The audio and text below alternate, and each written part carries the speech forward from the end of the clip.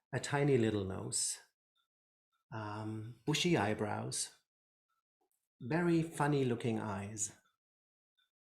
And they usually live in trees.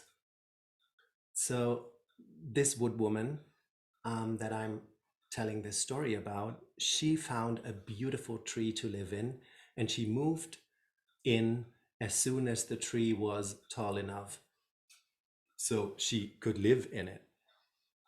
So usually nature spirits are very social, like having friends around them and relatives and everything. But this special wood woman, she had no husband, no kids, but she had her tree and her art. And her art was that she could make wood sing and sound. So she was walking around the forest, and when she found like a branch or a piece of wood or bark, she just knocked on it with her fingers. And then she listened to the sound of the wood. And sometimes it was like a tuck tuck, sometimes it was a talk talk. And then it was like more echoey or, like very. So she was walking around the wood, the forest, and knocking on trees. And she really perfected, do you say perfected her art? And she could make like a, a tree sing a whole melody with just knocking on different points on the tree. The tree was singing a melody. And sometimes when she was walking through the forest and she had like a very good day, which I mean, every day was a good day for this woman. She was walking through the forest and she was playing symphonies with the trees. It was just like a train following her. She was going and knocking the trees. And sometimes people walking by on the edge of the forest, they were like, huh, do you hear the wind whistling in the leaves of the trees? Is that an animal that I never heard of and never saw? What is that sound about? And nobody ever saw this wood woman. Sometimes, so this wood woman, she sneaked into the gardens of the human beings, and she made like a plum tree sing or an apple tree. And usually nobody recognized the singing or the sound of the trees. Now, one day she was in a garden full of apple trees, making the apple trees like sing. A little boy ran into that garden and stood there, totally marveled, looking at these apple trees, going like, "Oh, the trees are singing. Can't anybody hear the trees are singing?" And then he sat next to one of the apple trees and he was just staring into the trees, listening to the melody that the woodwoman made. And the woodwoman, she recognized that he could hear the melody of the trees. Now, this boy, he returned to that garden each and every day just to hear the trees sing. Well, the woodwoman had business to do, so she couldn't be there every day, but now and then she made it, and then this boy was the happiest boy on the planet, sitting there smiling, listening to the song of the apple trees. Now, his mom, she was not happy about that. I mean, he was not doing what he ought to do, like cleaning the yard, collecting the potatoes, killing a chicken, milking the cows, all that stuff that a boy on such a farm usually should, had to do. He had no time. Now, his mom, she called him to do the things that he had to do, and he did them, and kind of, because he had to do them, and he hurried up so he could be as fast as possible back in the garden to hear the apple trees. Now, through the time, it kind of, they found their way.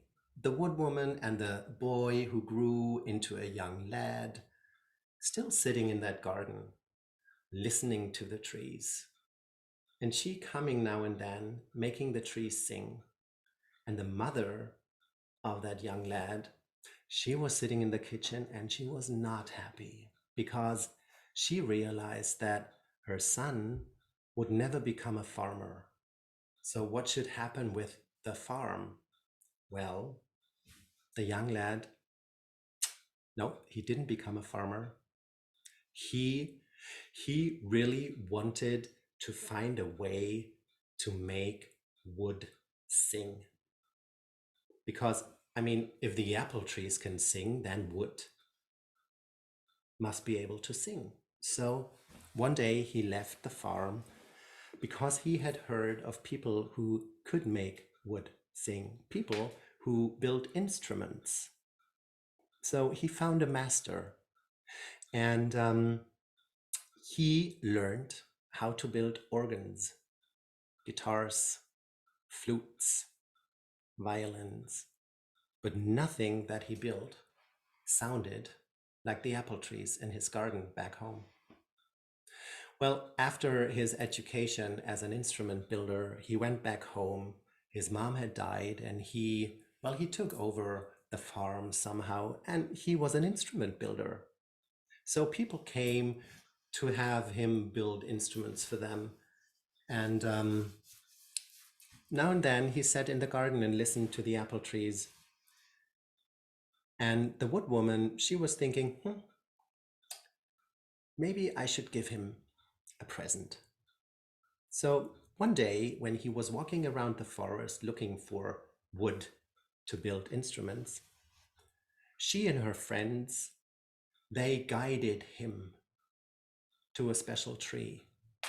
Well, he didn't know that he was guided, but he was guided to that very special tree that woodwoman was looking for. And then when he stood in front of the tree, he was knocking on the wood, and he was like bowing some branches, and then he thought, that could be good wood. And the woodwoman was thinking, could be good wood? Wait till you hear it. Now, with the next new moon, that young lad, he went into the forest and he cut that tree, and he stored it at home, and he went to that trunk every day and knocked on it. And then one day he thought, now you sound like the forest that once surrounded you. Will you sound like the forest when I made an instrument out of you? And then he built a violin with that special wood. And when he played it, it sounded like the forest. It sounded like all the trees that surrounded him. It sounded like the trees in the apple garden, as we would call it. So he sat there underneath the apple trees and played the violin together with the apple trees. And the animals came out of the forest looking. The wind stood still for a moment, not to disturb that sound of that violin. People came and were listening to him and that sound. And next to him stood the woodwoman. Nobody knew she was there. Even that young lad did not know that she was there. And still, he knew that when he went into this forest, that he was guided to find the right wood to build his instruments with. So there was a team of a woodwoman and this young lad. And the woodwoman, she didn't mind that nobody knew that she guided him. She was just happy that one human being heard the tree sing, recognized it, honored it, and loved it, and followed the sound of nature.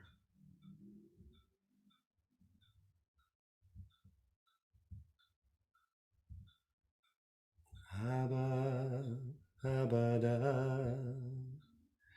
Haimanuta, Allah,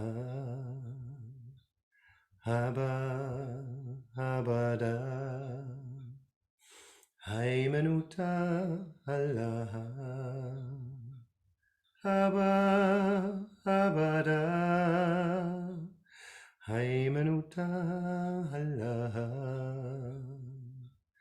Haba, habada, Haimanuta, Allah, Haba, habada, Haimanuta, Allah, Haba, habada, Haimanuta, Allah, Haba, habada, Haimanuta, Allah, Haba, habada,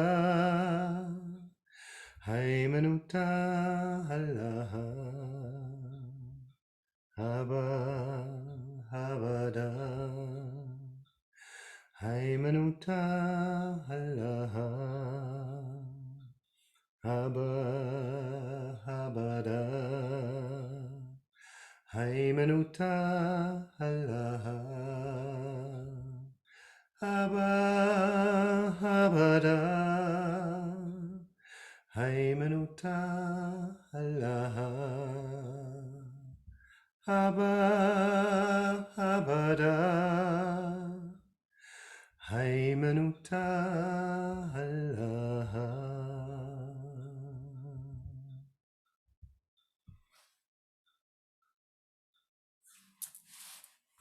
Sára.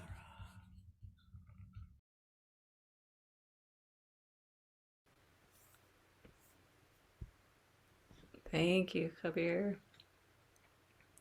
I'm getting messages in the chat window, Khabir, about how much people adore you. Just so you know. Oh, there goes the captain. He knows I'm about to pick up a guitar. Okay, so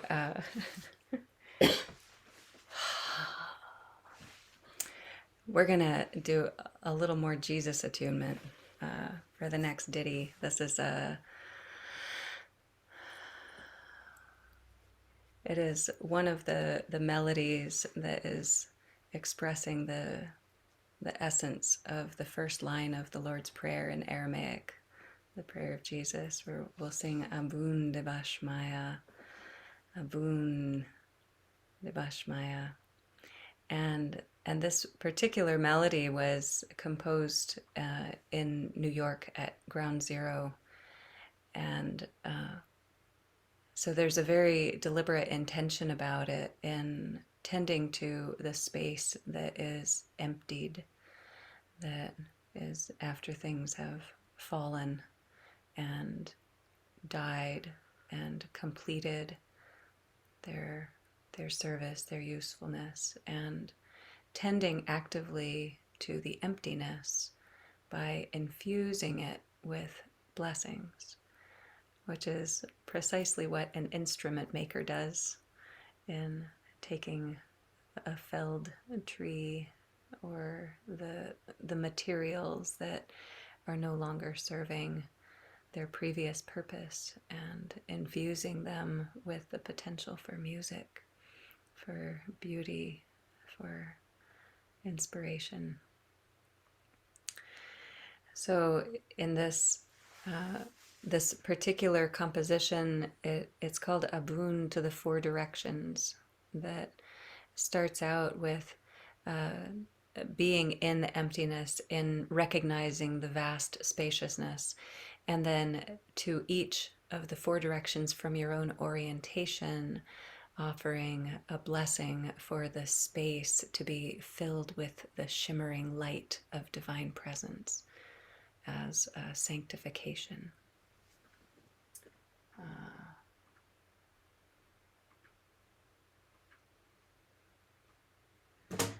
I'm trying to decide what my vocal cords want to do this morning. think we'll go a little lower than usual. Let me put the words in here for you.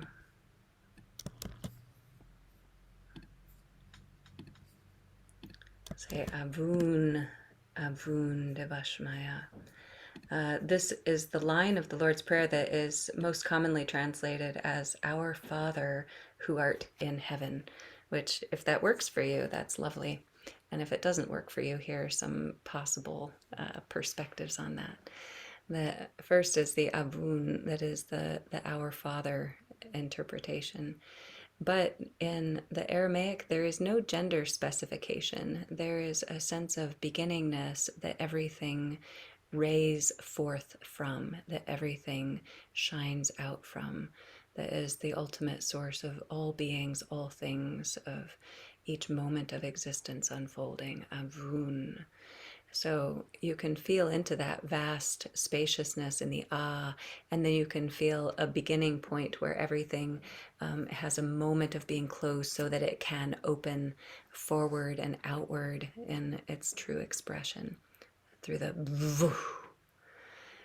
So, and then Devashmaya is in heaven or of heaven, and I think that can work very nicely. But in the center of it is the Shem, that is the shimmering, vibrating, humming, living quality of the atmosphere itself. And so that living, vibrating quality pervades everything that ever was, is, or will be. There is no time stamp on it of beginningness or endingness. So this process of blessing and intention that can be infused into the void is all pervading and constant. So we're tuning into that. Abun, Abun, Devashmaya. Abun, Abun, Devashmaya. Abun, Abun, Devashmaya. Shemaya, Shemaya, Shemaya, Shemaya. Abun, Abun, Devashmaya. Abun, Abun, Devashmaya. Abun, Abun, Devashmaya.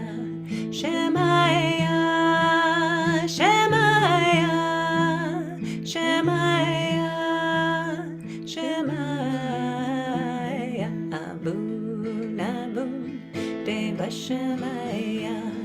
Abun, Abun, Devashmaya. Abun, Abun, Devashmaya. Shemaya, Shemaya, Shemaya, Shemaya. Abun, Abun, Devashmaya. Abun, Abun, Devashmaya. Abun, Abun, Devashmaya. Shemaya, Shemaya, Shemaya, Shemaya. Abun, Abun, Devashmaya. Abun, Abun, Devashmaya. Abun, Abun, Devashmaya. Shemaya, Shemaya, Shemaya, Shemaya. Abun, Abun, Devashmaya. Abun, Abun, Devashmaya. Abun, Abun,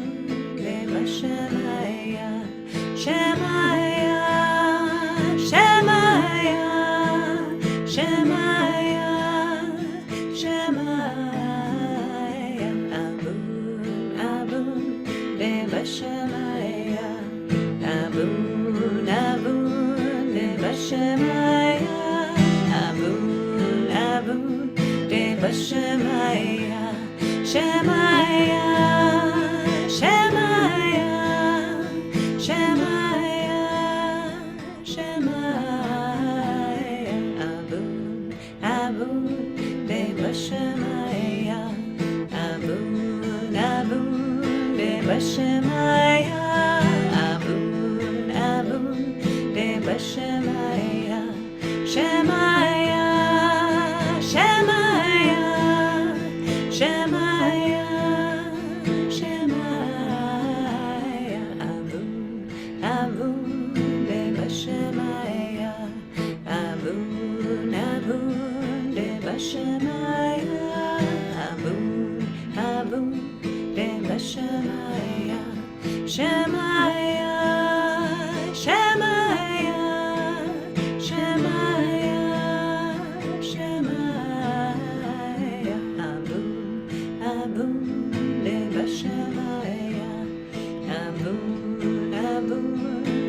Shemaya, Aboon, Aboon, Deva Shemaya, Shemaya, Shemaya, Shemaya, Shemaya, Aboon, Aboon, Deva Shemaya, Aboon, Aboon, Deva Shemaya, Aboon, Aboon, Deva Shemaya, Shemaya, Shemaya, Shemaya, Shemaya.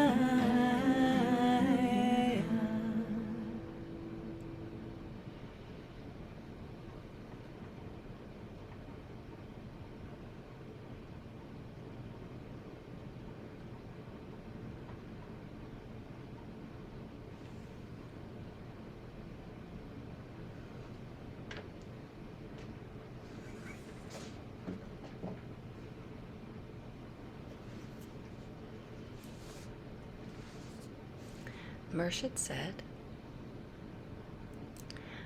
this is from the Religious Gothikas, number 26. You don't need to know that, but some of you I know are such Sufi nerds that you want to know where you can find these things. I'm also happy to send them to you if you have to ask me for them, but I'm happy to send them. Religious Gothikas, number 26. When we think deeply on the problem of life, there is no path in the world, whether spiritual or material, which we can tread successfully without a sacrifice. Sometimes the sacrifice is great and sometimes small. Sometimes the sacrifice is made first before achieving the success, and sometimes afterwards. As sacrifice is necessary in life, it is made by everyone in some form or the other. But when it is made willingly, it turns into a virtue.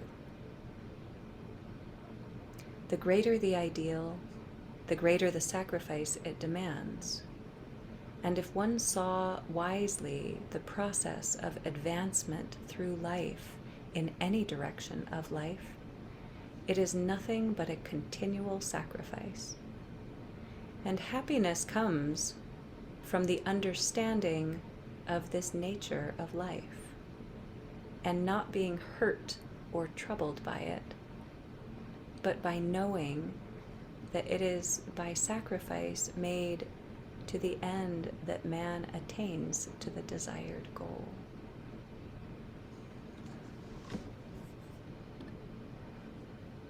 There's a train or a river sound, huh? That's fun. It's probably my furnace, but if it sounds like a train or a river, that's way better than sounding like a furnace.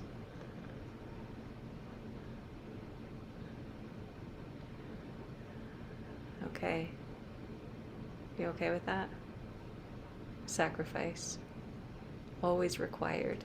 Sometimes great, sometimes small, sometimes beforehand, sometimes after. Life is a continual sacrifice. And, most importantly in here, the sacrifice that is made willingly turns into a virtue. The sacrifice that is made unwillingly is not a virtue. That's just a struggle. That's just a battle. That's just a resentment and a suffering. It's the sacrifice that's made willingly that becomes a virtue.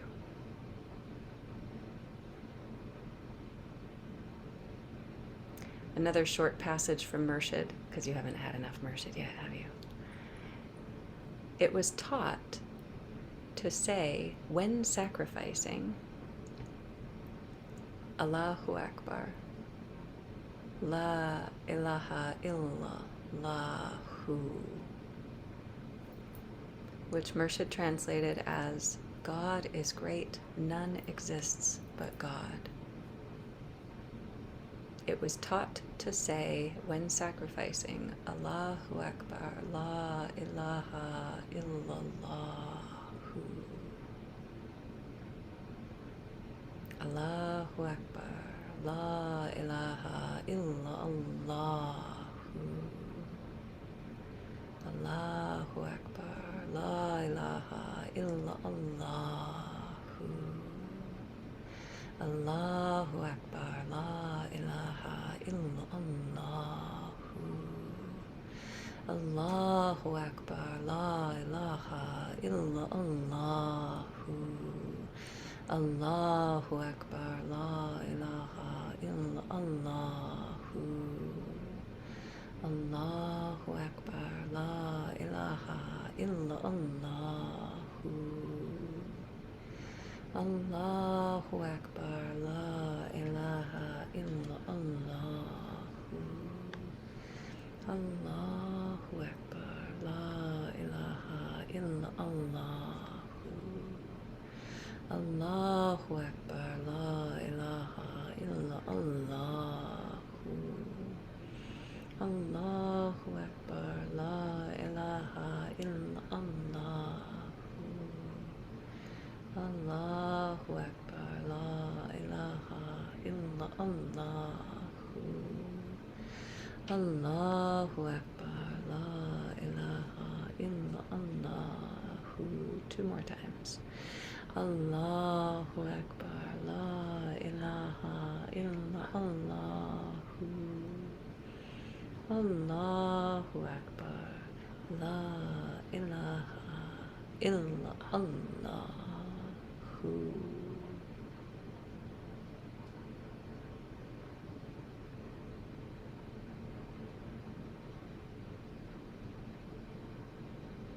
Ideally, when using that phrase, those phrases, that statement, we are not clinging to our ego structures and our self-cherishing. We are putting our attention, our acknowledgement, our respect, and our dedicated, willing service in the hands of God.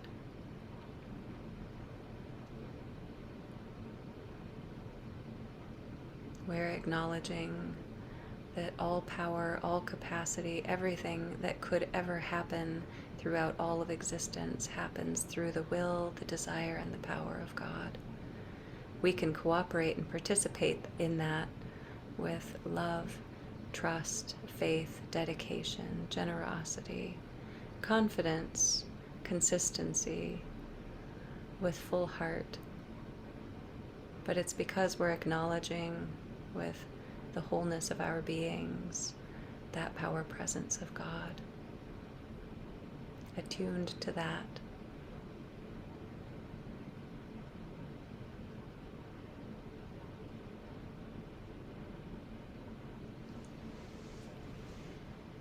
Ooh. Ooh. I think we have 4 minutes. Do we do a breath or a song? A song, of course. I don't know why I even had to say that. Okay. So, part of this willingness is letting go, being purified, washed, swimming, and being held by God. Subhanallah is glory to God, but it's also a purification. La ilaha illallah. There is nothing except the one. And then this is a translation into English of a couple lines of a Rumi poem. Be melting snow, wash yourself of yourself. Subhanallah, Subhanallah, La ilaha illallah, La ilaha illallah. Be melting snow, be melting snow, wash yourself of yourself, wash yourself of yourself. Subhanallah.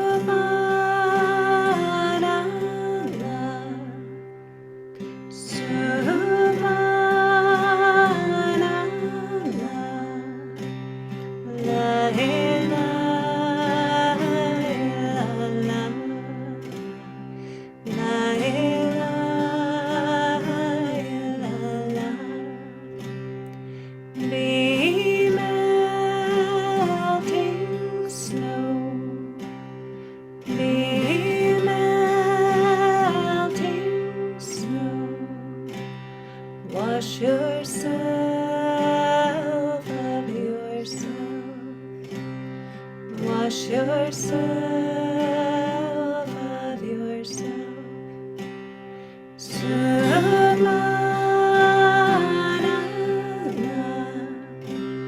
Subhanallah.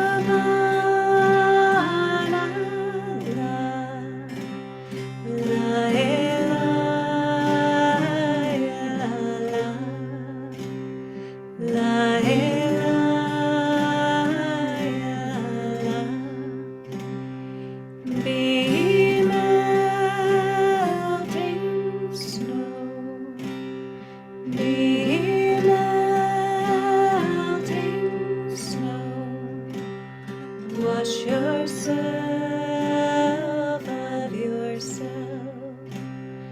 Wash yourself of yourself. Subhanallah.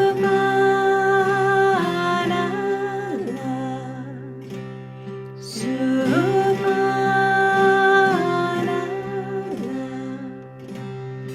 La ilaha illallah. La ilaha illallah. Be melting snow. Be melting snow. Wash yourself of yourself.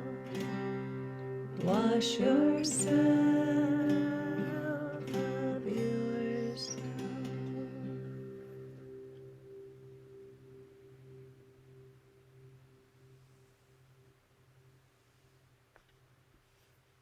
Khabir?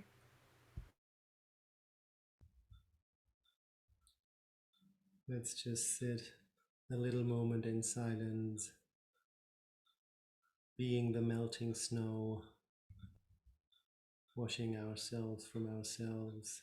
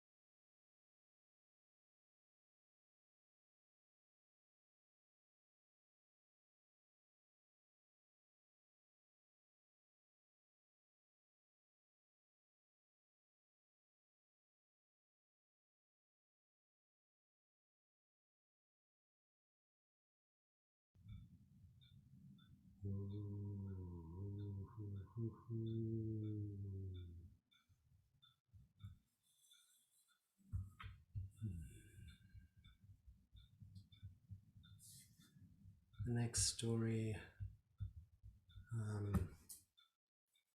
with the next story, we travel to Africa. It's a story from Africa, and it's a good example for me for trust, beauty, faith, letting go, surrendering, hope, dreams.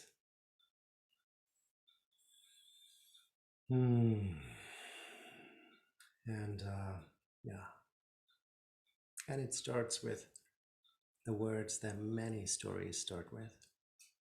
Once upon a time, there lived a king who had a beautiful daughter named Adetola. When the girl was 16 years old, the king sent for her and said, Adetola, my dear child, you are now at the age when a girl should marry. I am therefore determined to find you a husband among the many young men of our people. I would like to marry, father, replied the princess, smiling, but only on one condition. I want to be sure that my future husband really loves me. No one can look into the heart of another, Aditola, but rest assured, my child, trust only in your old father. He will find you a husband who will marry you not only for your beauty and wealth, but because he loves you dearly. This very day I will make it known in my kingdom that I intend to marry of my daughter. The news of the impending marriage, the king's daughter, spread like wildfire throughout the kingdom.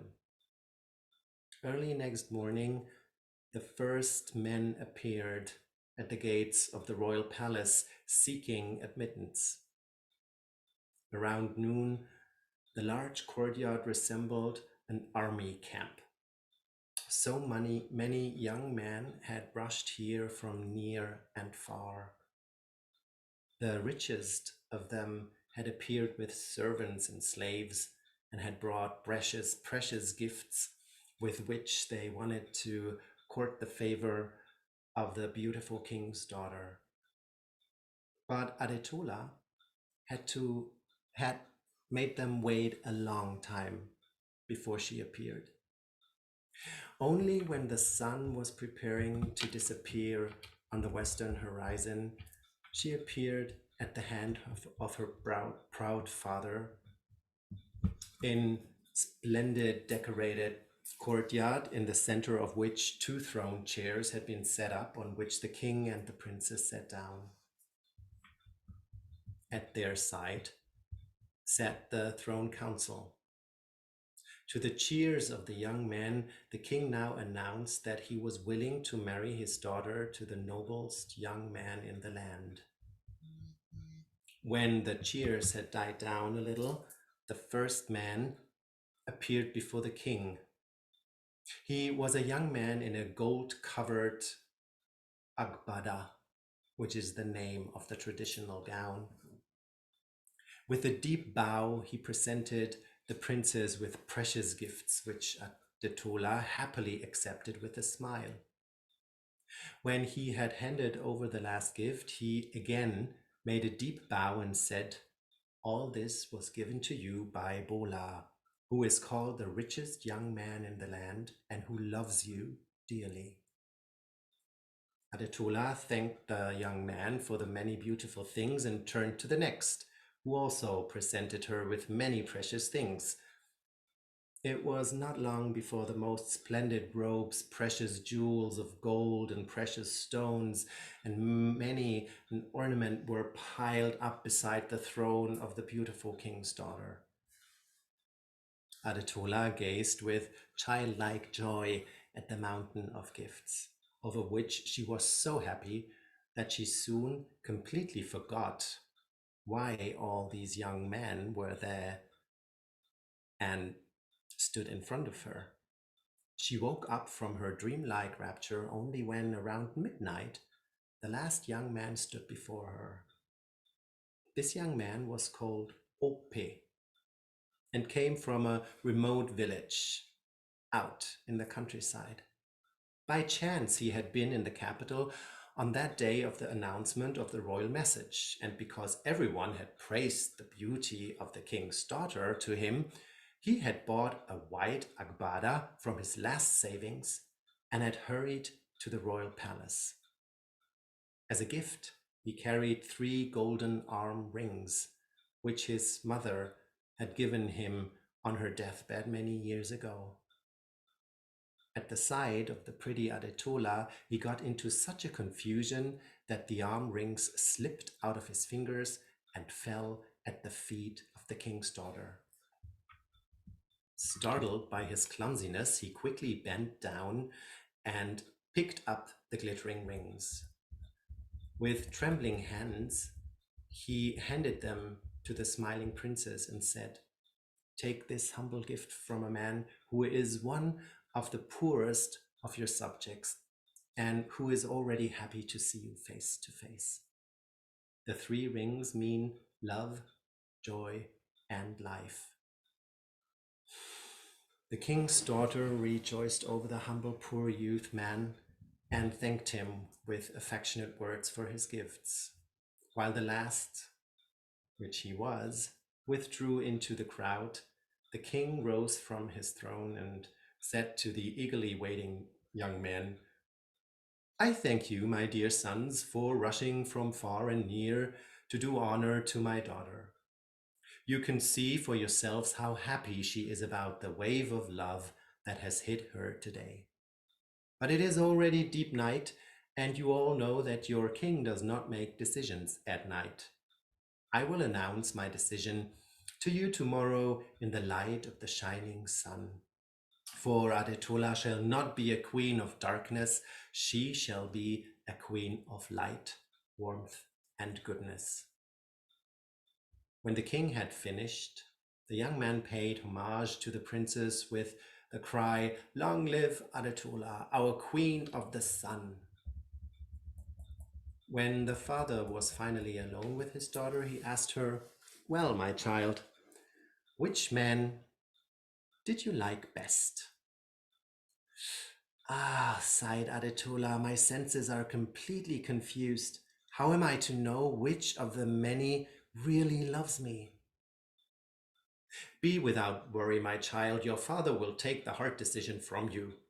Before tomorrow's day is over, I will marry you to a man whom I am convinced will not marry you merely for your wealth." And at these words, the king thought, "My daughter shall marry Bola, the richest young man in the country." Adetola, however, immediately sank into a deep sleep after this long day.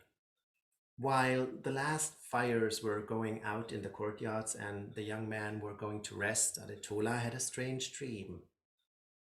Her mother, who had died many years ago, appeared to her and said, "I will give you some good advice, my child. Tell your father to announce that you died during the night. By the behavior of the young man, he will know which one really loves you." When Adetola awoke in the morning, she remembered the dream. She dressed quickly and hurried to her father, to whom she told about her dream, and the king became very thoughtful and finally said, "We must not let this hint from the other world go unheard. We should therefore follow the advice of your late mother." And so it happened. While Adetola returned to her bedchamber, the king put on mourning clothes and went to the large courtyard, where the men had already gathered. At the sight of the king, their merry laughter died away, for everyone could read from the king's sad eyes that something terrible must have happened. But no one dared to ask the king about the reason for his grief. And everyone was frightened when the king shouted to the man filled with evil forebodings, "Adetola is dead. She died tonight." At these words, an incredulous rumor went through the crowd. "Adetola dead?" Before the young man had quite grasped the meaning of these words, the king cried out once more in a voice filled with pain, "Adetola is dead. Understand it, she's dead." Only now did the young men become aware of the incomprehensible, and they thought, no more wedding feast, no more dream of becoming a king. When the initial horror of this news subsided a little, the young men lined up in the same order in which they had courted the day before the princess. Bola, the richest young man in the country, was the first to offer his hand to the grieving father. "It is inconceivable that Adetola, whom we all loved, is no longer alive. Only yesterday we offered our bridal gifts, and today she is in the realm of the dead. But life goes on. Therefore, Allow me only this humble request. Now that Adetola is dead and I can no longer marry her, I would be grateful if I could get back my precious bridal gifts. They cost my father a fortune, and you will certainly not be able to use these things. Now the king realized the true character of that man whom he had chosen to be his daughter's husband. Well, that, he thought in disgust, while he ordered his servants to immediately bring all the bridal gifts of the princess. Your king does not want to enrich himself with the gifts that were intended for his daughter. Take back what you have given in love. No sooner had the servants brought the many gifts, the young man pounced like vultures on the mountain of gold and precious stones. And it did not last long. There some got into the hair of each other, because each feared that the other might take away his precious gift. Everyone suddenly saw the enemy in each other. Only the poor young man stood apart and did not participate in the shameless activity. The king saw it, rose from his throne, and slowly went to him. Tell me, my son, why don't you seek your gift like all the others? He asked the young man, lost in thought, who was violently frightened at these words. When he finally regained his composure, he said sadly, "Oh, how could I take back something I gave yesterday to the dearest creature that ever lived under the sun? Although I am the poorest of all who have gathered here, and my gifts means a small fortune to me, I still cannot take it back. It would be a crime against Adetola, whom I love dearly. Therefore, I have only one request. I would be happy if Adetola wore the 3 arm rings which mean love, joy, and life in the realm of the dead. She shall wear them, the 3 arm rings, my son," cried the king with joy, tearing his mourning robe apart. "Adetola shall wear your rings in life. My daughter is not dead. She lives, and you, my son, shall marry her." "Adetola lives?" whispered the poor young man. "Adetola lives? She lives? Lucky me." While the other young man thought that the king had lost his mind over the death of his daughter, the happy father gave orders to one of his servants to send for Adetola. To the amazement of all the young men, there she came, and on the hand of her father, she walked over the courtyard, and her father handed her to that poor young man. I thank you, my friends, for your heartfelt sympathy. While yesterday I was determined to marry my daughter to Bola, the richest young man in my country, I am now determined to marry her to the poorest among you. For only with him am I certain that he truly loves my daughter. At that moment, Adetola bowed to her husband, and he bowed to her. She was standing there dressed in splendid robes with pearls and precious stones.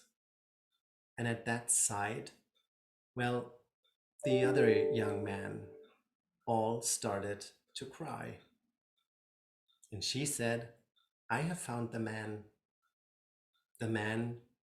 who I really love, and who loves me not only because I'm wealthy." Now the king gave that young man a new name, Alaba. He was called from that day on. And Adetola and Alaba joined hands and were happy and have found each other. The wedding was celebrated in great splendor that same day, and the drums proclaimed the news of the marriage of the beautiful king's daughter until deep into the night. When the fest when the feast was over, Adetola and Alaba led a life of love and happiness. The 3 arm rings that Alaba had once given her as bridal jewelry were worn by Adetola all her life. And when the old king died after many years, Alaba became the most just, wise, and kind king who ever reigned in this kingdom, and Aditola, the most beautiful, kind, and wise queen who ever lived on this earth.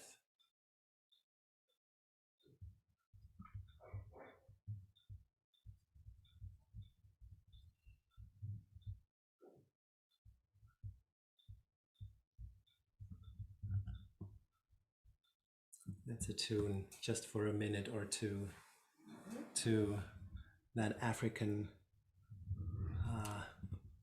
Zulu phrase, Siakudu Misa Nkosietu. We praise you, our Lord. And as we were talking about this morning and evening,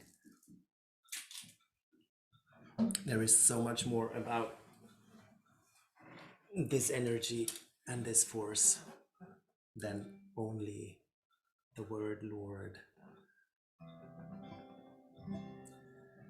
Siakudu misa, siakudu misa, siakudu misa. Ankosietu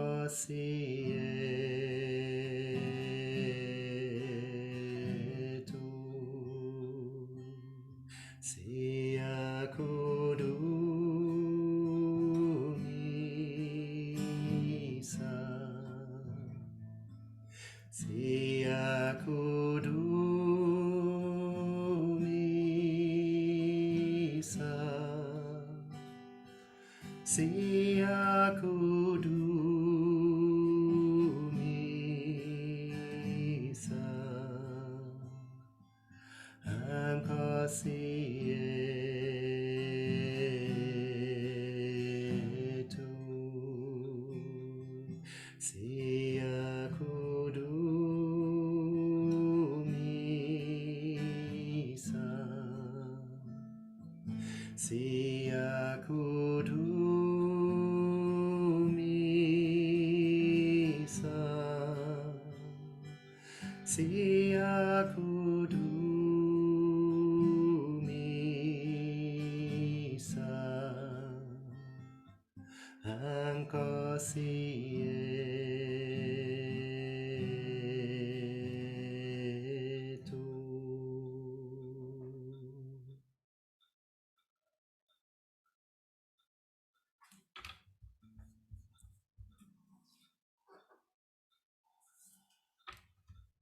Sára.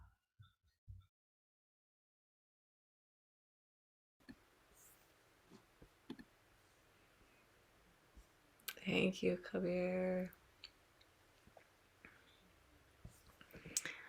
All right, Zoom land friends, how are you doing out there?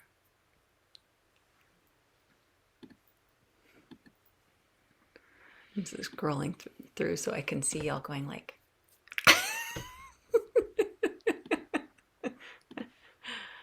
Okay. From Murshid. You ready? I think this is the last. Oh, that's not true. I have so much Murshid for you. Here's a short passage from. It's sometimes called the Supplementary Papers, and also sometimes called the Dutch Papers, that are the same things, that are from a set of talks that Murshid gave to Murids, to his students and his initiated students. So this is from a class for Murids. Love is a conqueror, and in the end, it will conquer. It is not only the person outside that love will conquer, but it will conquer the self of the one who loves. The power of love is penetrating. Nothing can resist it in the end. And by giving kindness, we have not lost anything. But when we allow that feeling of kindness to flow, then it will develop into a continual flowing condition. And then kindness will work out its destiny without any intention on our part.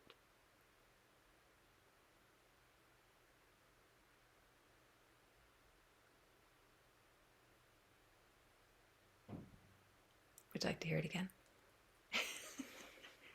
Anjali is here and she nodded, so we're going to read it again. Love is a conqueror, and in the end, it will conquer. It is not only the person outside that love will conquer, but it will conquer the self of the one who loves. The power of love is penetrating. Nothing can resist it in the end. And by giving kindness, we have not lost anything. But when we allow that feeling of kindness to flow, then it will develop into a continual flowing condition.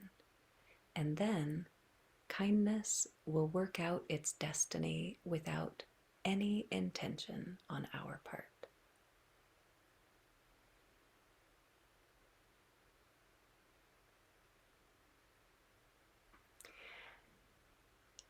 In my experience and understanding, the ideal of selflessness and kindness are hard to attain because we are focused on our own selves, because we feel the need to protect and guard and defend and hold tight to our sense of self. And the only thing that naturally and easily helps us to overcome that natural tendency is love. And when love is pure and complete, the self no longer exists.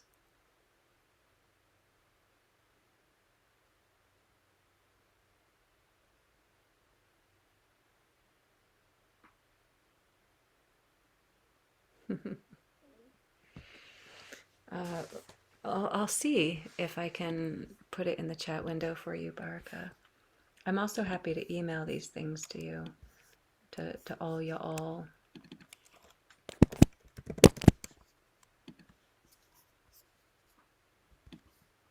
It might be too long to put in the chat window, but I'll try.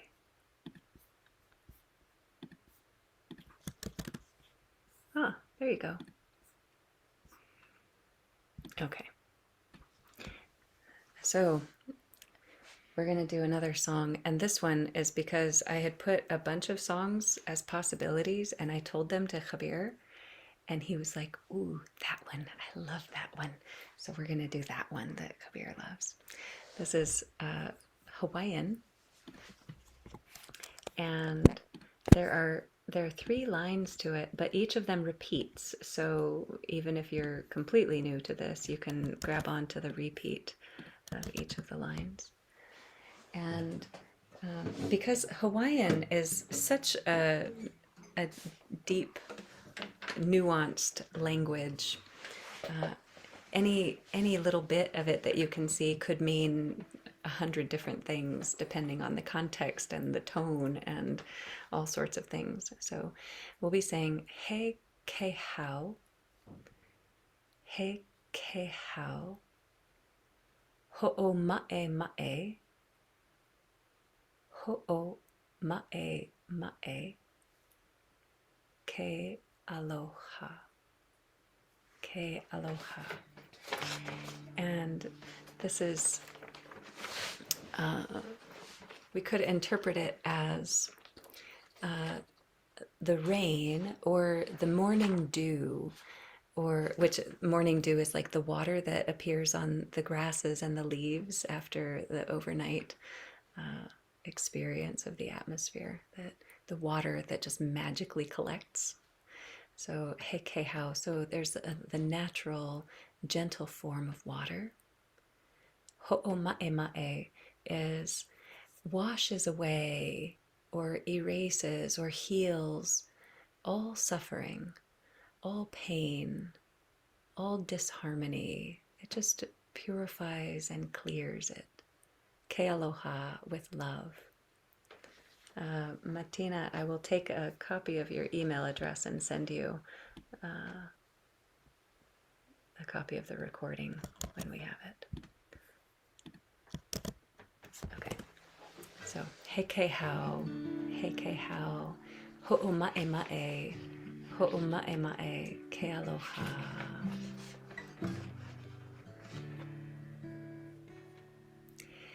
Hekehau, hekehau, ho'oma'e, ho'oma'e, ke aloha,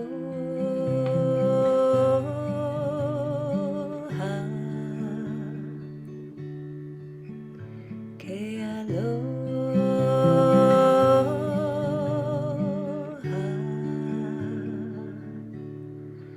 hekehau, hekehau, ho'oma'e, ho'oma'e, ke aloha, ke aloha, hekehau, hekehau, ho'oma'e, ho'oma'e, ke aloha,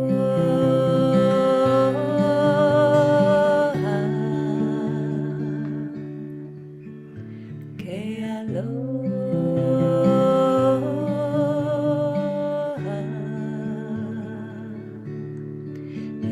hekehau, hekehau,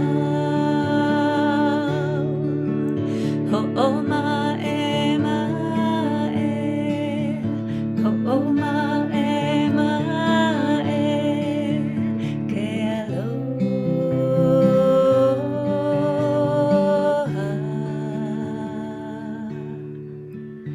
ke aloha,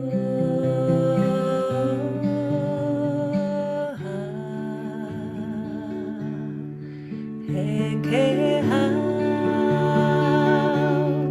hekehau, ho'oma'e, ho'oma'e, ke aloha,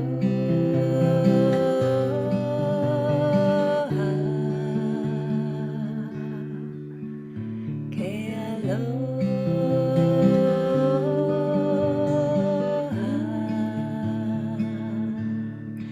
hekehau,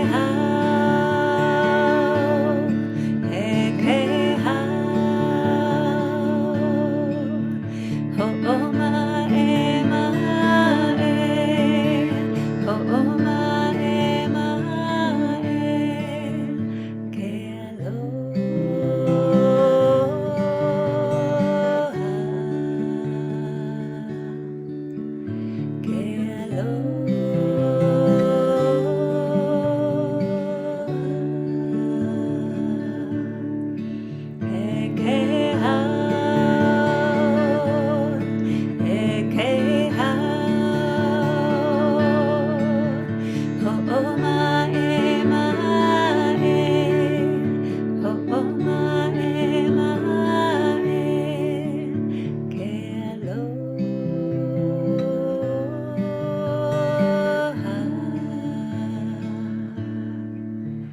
ke aloha.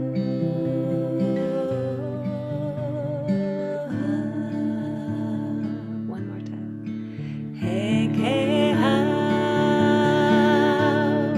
hekehau,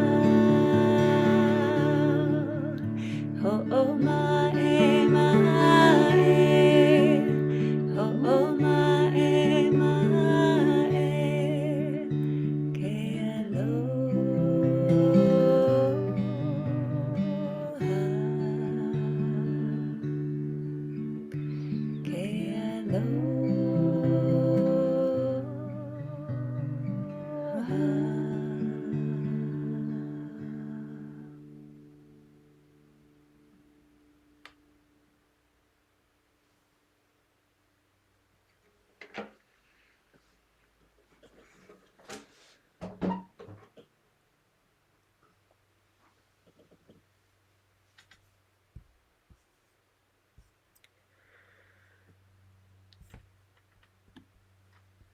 So I'd like to share with you now. We've done several things about clearing things out and letting things go and being empty and selfless. And then what?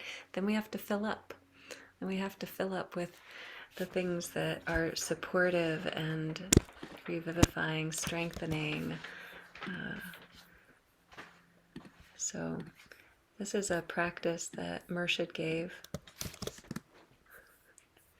Y'all aren't tired of me saying that yet, are you? Murshid said, Murshid did, Murshid instructed, Murshid told us. Like, works for me. I hope it works for you too. So this is called the zikr of the cup. And so the idea is that each of us, we could think about our whole beings as a cup that can be completely emptied of self and then filled up with what we wish. And we can also think about the heart space as a cup that we want to have overflowing with love, with life, with vitality, with strength and generosity and all of these blessings that just pour into our cups until they just flow out everywhere. So the phrasing for this will say, Allah, that is God. That is our stand-in name or word for God. La ilaha, who, that is saying there is nothing except who, that is the all-pervading presence, the atmosphere of God that is beyond name and form, but all-pervading. And then Al-Hay, which is the life, that is one of the beautiful names of God, and it's the life in the eternal form that has no beginning and no end. It's the vast field of life potential. And then Al-Qayyum, that is the ever-living or the ever-returning, that is the constant. When everything else falls away, this is the thing that remains. Al-Qayyum. So we'll start with Allah, which is a little bit of a bow toward the left, toward your own left. We're probably mirrored for you, but to your own left. So into the heart, Allah. And then sweeping across, La ilaha, coming up straight. And then Hu comes into the solar plexus that is directly down at the base of the sternum. We're putting it right in here, Hu. La ilaha, Hu. Al-Hay comes up to the right, and then sweeping down and up to the left, Al-Qayyum. And then dropping down for Allah. Sweeping across, La ilaha, coming down into the sternum. Hu, sweeping up to the right. Al-Hay, sweeping up to the left. Al-Qayyum, down into the heart. Allah, sweeping across. La ilaha, into the solar plexus. Hu, sweeping up to the right. Al-Hay, up to the left. Al-Qayyum, down to the heart. Allah, sweeping across. La ilaha, Hu, up to the right. Al-Hay, Al-Qayyum, Allah. La ilaha, Hu, Al-Hay, Al-Qayyum, Allah. La ilaha, Hu, Al-Hay, Al-Qayyum, Allah. La ilaha, Hu, Al-Hay, Al-Qayyum, Allah. La ilaha, Hu, Al-Hay, Al-Qayyum, Allah. La ilaha, Hu, Al-Hay, Al-Qayyum. Two more times. Allah. La ilaha, Hu, Al-Hay, Al-Qayyum, Allah. La ilaha, Hu, Al-Hay, Al-Qayyum.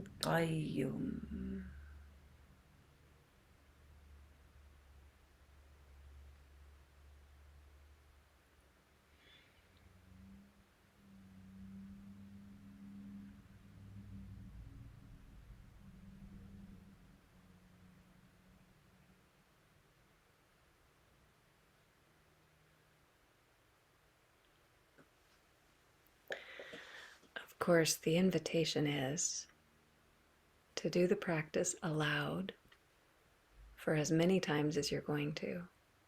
Then continue the physical gesture while keeping the phrases on the breath for approximately the same number of repetitions. And then to rest in silence for twice as long as you spent doing the active practice. We're not going to do that right now because we're on a Zoom and we have important things to do, but that is the instruction if you choose to accept it. While I'm at it, here is the instruction for how to send money if you feel like doing that. I meant to do that earlier and I forgot. I'll try to do it again at the end. Okay, Khabir. Could you talk a moment about the Al-Hay Al-Qayyum for Sanya? She just put it into the chat window. Yes, these are two of the beautiful names of God, and they are often paired together. Al-Hay, Al means the, that's the article, and then Hay means life in the eternal, all-pervading aspect of life, with no beginning and no end, the all-pervading life.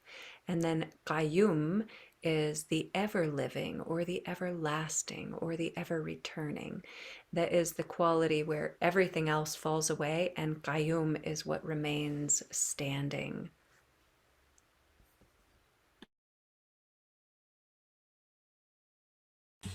Thank you. So in the background, you can hear some noises of another kind of nourishment being prepared, which is dinner. So during that last minutes now, it's like I should never make plans for these last 10 minutes, Sára. It's like always running through my mind, and while we're sitting, it's a new creation going on. And this is the Abba Abada. It's like the creation is ongoing.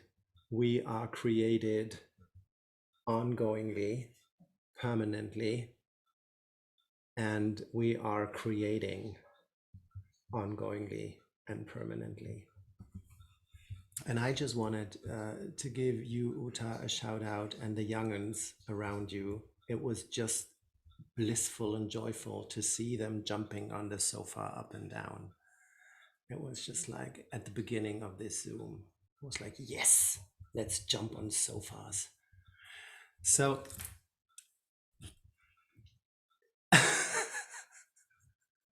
so this story came up to my mind, and it's a story about creation. I mean, we started with creation, and I thought I should, I don't know, end with creation. And now let's assume that the creator created the man. You know, I mean, I think he created the man and the woman and everything in between, and in this beautiful world that we're living in. So this story speaks of the moment when the creator wanted to complete his work, and he came to the creation of the woman. He had created the man, and it occurred to him that while he was creating the man, he used all the earthly material that he had. So, how should he create the woman? What should he use to create the woman? So, with great embarrassment and after a long meditation, he proceeded as follows. He took the curves of the moon. He took the trembling of the grass. He took the blooming of the flowers. He took the lightness of the leaves, the playful serenity of the sun's rays. He took the inconsistency of the winds. Then he took the vanity of the peacock, the cleverness of the snake. He took the chattiness of the magpie, the faithfulness of the wild duck. He took the stubbornness of the donkey. He took the hardness of the diamond, the cold of the snow, the tears of the clouds, the burning of the fire. And he mixed all this together and created the woman and gave it to the man. A month later, the man came back to the Creator and said, "Lord, this creature you gave me is always talking. It wants to take care of me all around the clock. My life is not what it used to be. I cannot live with this creature. I have to give it back to you." And the Creator said, "Well, okay." And he took the woman back. After a week, the man came again to the Creator and said, "Lord, this creature, my life without it is not what it used to be. I can't stop thinking about her. I miss her voice when she's talking to me. I miss how she looked at me and we danced together and we smiled at each other, and her voice. Can I have her back?" And the Lord said, "Okay." And he handed the woman back to the man. The next day, the man came back and said, "Lord, I don't know what to do. I mean, I really don't know what to do. Please take her back." And now the Lord said, "Okay, now what is it?" And the man said, "I can't live with her and I can't live without her. I don't know." Now, finally, the Lord looked at the woman and said, "What is your thought about it?" And she said, "Well, you know what? I can do both. I can live with him and I can live without him."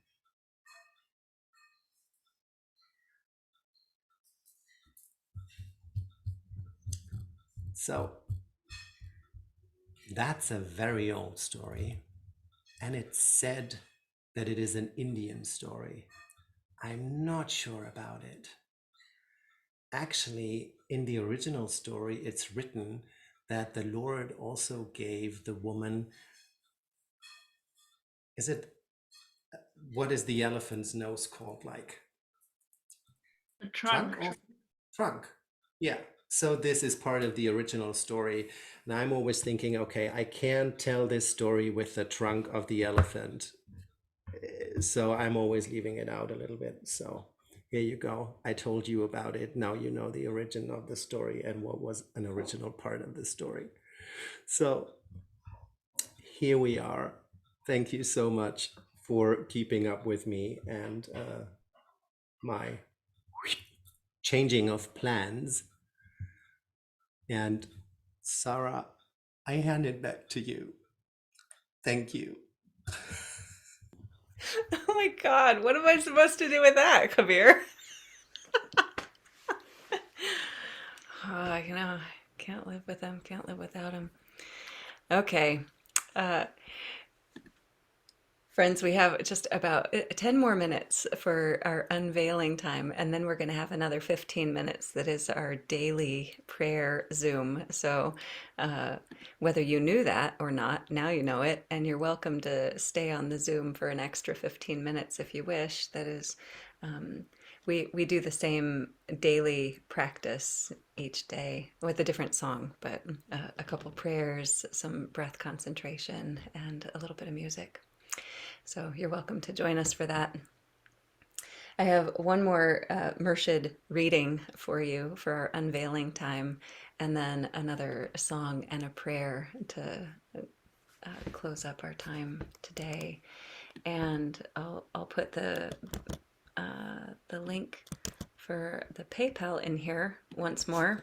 That is not required, but if you would like to offer your appreciations for me and Khabir and our service to you, you are welcome to, and that's an easy way to do it. So this reading is also from the supplementary papers. That is that class for Marids. It's a different set, but there are a whole lot of those. And almost all of the message volumes and the papers that we have from Murshid are transcripts that are someone was listening to him speaking extemporaneously and just jotting down every word to the extent of their abilities. And then Murshid did go through them later and edited them and helped make sure that they were clear according to his intentions. So from the supplementary papers, this is about our ongoing work, and particularly in service to the message of love, harmony, and beauty. It is something that the whole life one must learn. Keep burning the fire I have lighted. It may seem very small to you, but one tiny flame, if kept burning, can be the means of illuminating a whole city. And someday, many lamps that shall be lighted at this small fire will give light to thousands.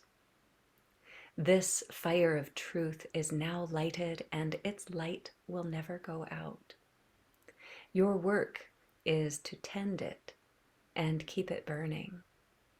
The fuel needed is your every thought, your faith, your prayers, and your sacrifices. You cannot see the result of this. Light can never be lost. I have kindled this small fire from which millions of lamps can be lit. Their number cannot be reckoned, and millions upon millions of other fires can now be lighted.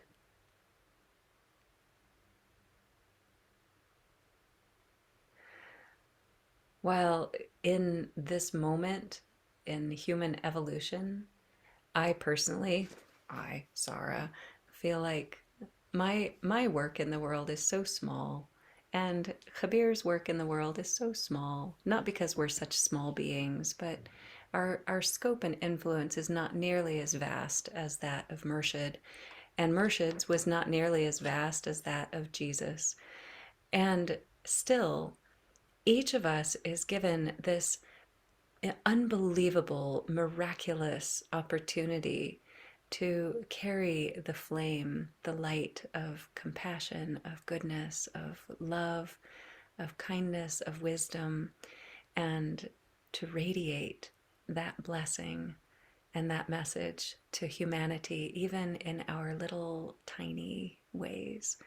And to know that we are each fulfilling our purpose to the best of our abilities. And it doesn't have to be a large sphere of influence. Even the tiniest little sphere of influence is precious, beautiful, and perfect.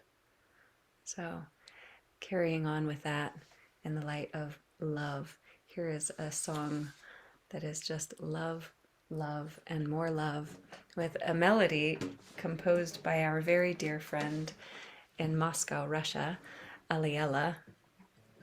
And we'll sing Ishq Allah, Mabud Lillah. God is the love and God is the beloved.